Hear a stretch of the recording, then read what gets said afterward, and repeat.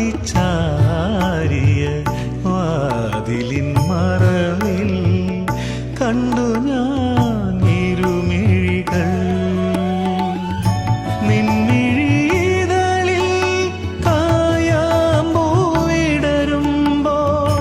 നിൻമിഴിതളിൽ കായാമ്പൂവിടരുമ്പോൾ ശോകമാമെൻ മനം കവിതയായി. ആകാശനീലിമ പോലൊരു മനസ്സിൽ ആവണിത്തെന്നലാ